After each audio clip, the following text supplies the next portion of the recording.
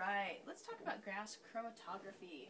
So basically here you're going to have, as your mobile phase, you're going to have a carrier gas, and then you can either have a liquid phase that's bonded to the inside of your open tubular capillary, through which the capillary gas passes with your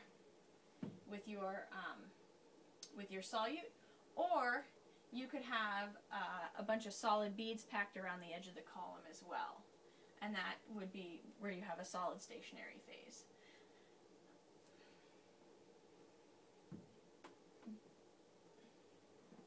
Either way, your sample and the carrier gas are going to be passing through a lot of capillary, or a lot of column. So basically, you put your sample in through a septum, because all of this is controlled, like it's not open to air. So you use a syringe to inject your sample through a septum, which is, you know, sort of a permeable but gas. You puncture it with a needle, but it's gas tight.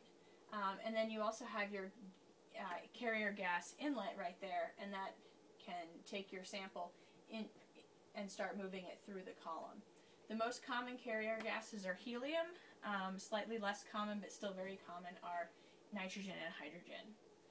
So once it's in this capillary, these capillaries are super long and skinny. So they have an inner diameter of 0.1 to 0.5 millimeters, and the length can be 10 to 100 meters. They're usually SiO2 capillary, like small capillaries with a polyimide coating. And actually, let me just show you. They look like this. It sort of looks like a hair, like an extremely long hair, like a Rapunzel hair, wrapped around this guy. And this is a 30-meter long column. And so this is what you would put into the instrument. But the capillary itself is very fine. It's got the silica on the inside, and then it's coated with this polyimide, which gives it this like sort of orangey color on the outside. All right. So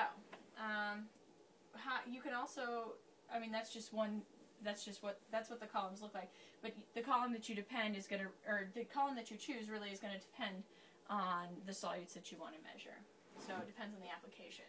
The last thing, so after it goes through this whole column forever and ever and ever, 100 meters worth, or maybe 10 meters worth, it comes out and then it gets detected. And the kind of detectors that you can have on the back end of a GC are a mass spec is a super common detector to have on the back end. You can have thermal conductivity, flame ionization, electron capture. There's a whole bunch.